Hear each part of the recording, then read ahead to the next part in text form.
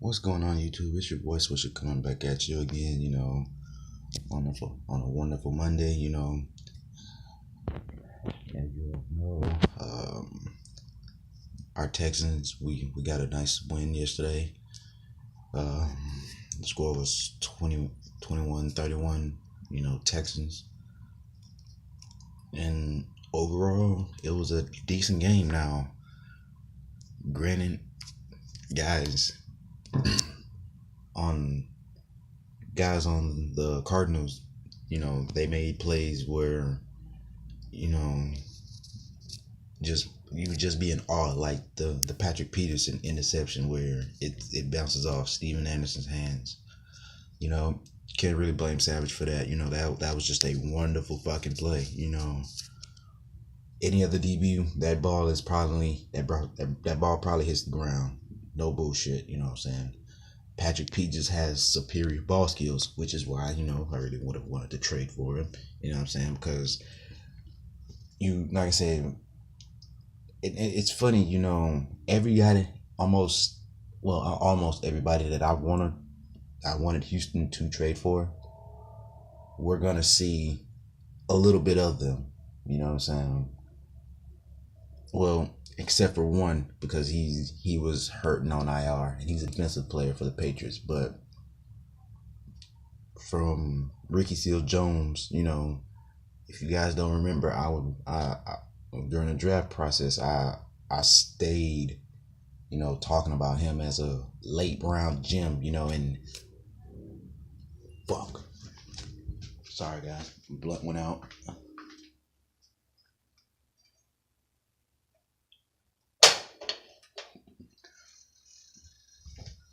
But now with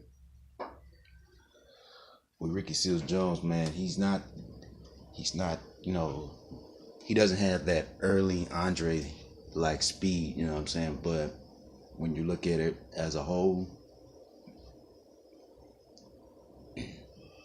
from a bigger body standpoint, you know what I'm saying?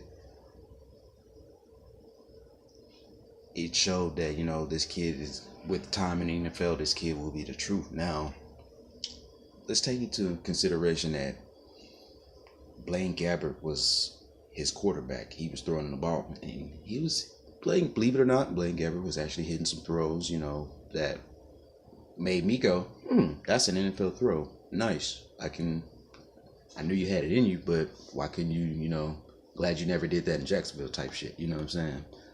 But yeah, man, Ricky Seals Jones. Uh, I really think that that kid has a bright future in the NFL. You know what I'm saying? He's one of the few young receivers that understands, that his NFL body, well, not NFL, he understands that his body is more equipped to do, things that most other defenders can't, because of their height. You know what I'm saying? As a rookie receiver, that's one part of his game that he understands, you know what I'm saying? But like I said, he was one guy that I liked, you know what I'm saying? I really wanted the Texans to pick him up just so that, we could have that possession type guy. Now, I know what you guys are thinking now. We got Hop for that, man. He's a possession guy, spectacular catch guy. Yes, Hop is all those things. True. But think about it. Before I get on to, Patrick Peterson, let me just say this. And I'm for like I said, guys, you can take a jab at me if you want, but I just want to make these points fluidly clear. When we play upper echelon teams, just like when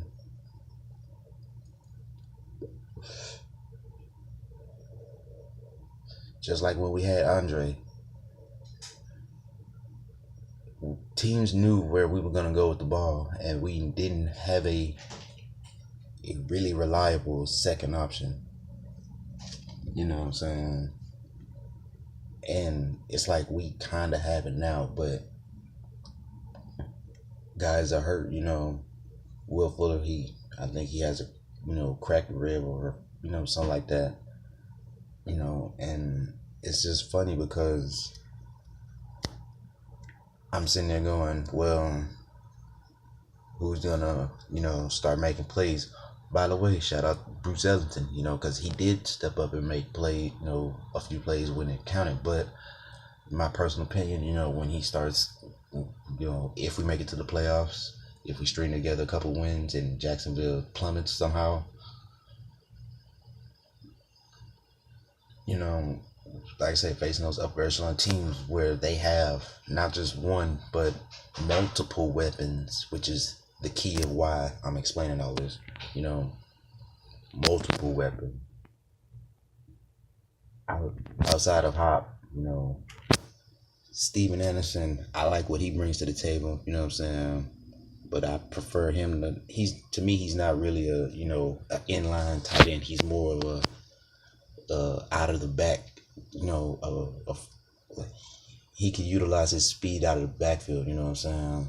Depending on what formation you come out of, because odds are he's probably gonna be faster than the linebacker that's covering him. You know what I'm saying? So,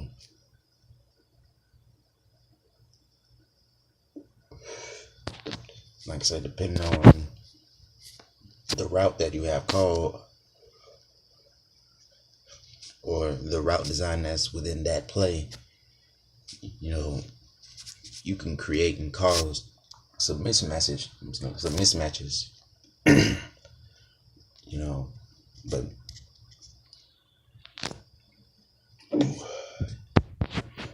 yeah, like I said, like I was gonna say, when you have multiple weapons, teams know that we're gonna get Hop the ball. Teams know about Will Fuller. The league, like it or not, the league has respect for Will Fuller. You can rest assured that. Teams aren't,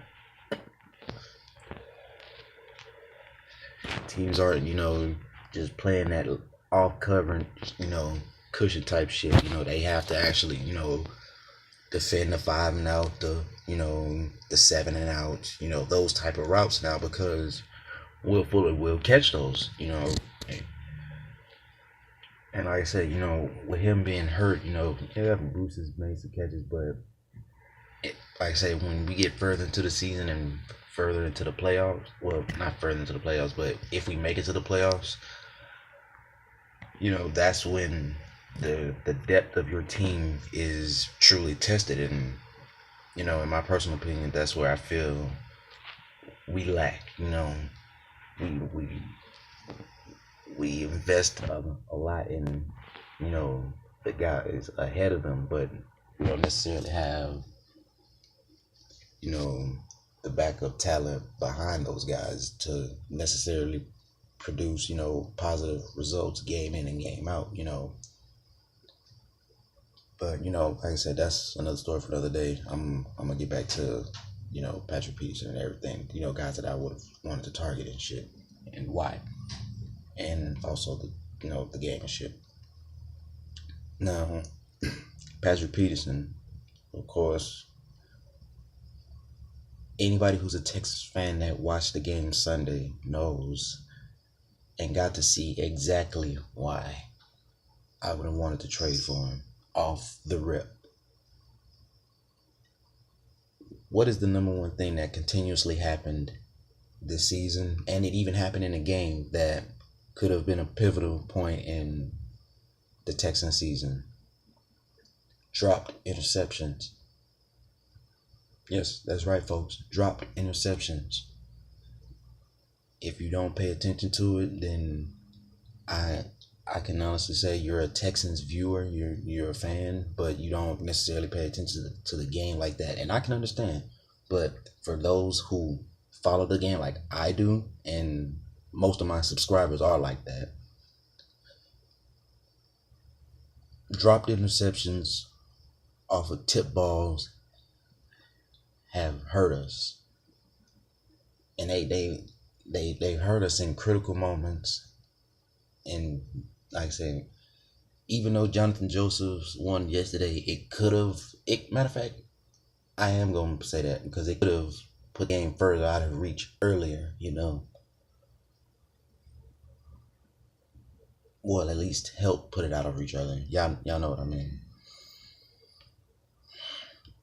With a DB like Patrick Peterson, the odds of those type of plays happening significantly go down. You know, like real shit, they go down. You know, just think about it. You know, with the I think Pat P has a few years left on his contract, so if we would have traded for him, you know, we would have had him for a few years now before we would have had to resign him. You know what I'm saying? Instead of having to invest, you know, even more money in aging Jonathan Joseph. Now, think about it with the premier pass rushers that we would have coming back next year, along with the ball skills of a one Patrick Peterson who can shut down a complete side, you know, with his cover skills. Like I said, you remember you would have JJ and Wick coming back. And like I said, if Rick is smart, and this is what I would really advise him to do, I would really, you know, try to pull a Belichick on Belichick, you know what I'm saying, and offer up, you know what I'm saying. Like I said, if it comes down to giving up 2 fourths and probably Kareem Jackson just to get, you know,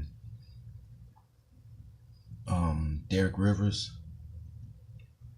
Rick Smith, fucking take that and run with it.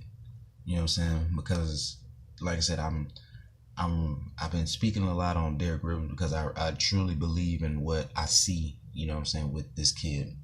You know what I'm saying? I'm pretty sure, like I said, like I've said in my other videos, if Bill Belichick would have had a second round pick, he would have taken Derek Rivers there in the second round. And I said this, if you don't believe me, go back and watch my YouTube videos, you know, on Derek Rivers. You know, I'll actually go back and try to find it and, you know, and re-upload it, you know what I'm saying? So you guys can see. But, you know, if Belichick is willing to go out of his way to select a player, you know what I'm saying, that means he's done an extensive amount of homework on him, and he fully knows what that player is capable of and what he can become. You know, and like I said, it's funny because Dietrich Wise, he was another guy that I talked about, and guess where he's at? The Pats. You know what I'm saying? Those two defenders, I believe, and with time in the NFL, will be great.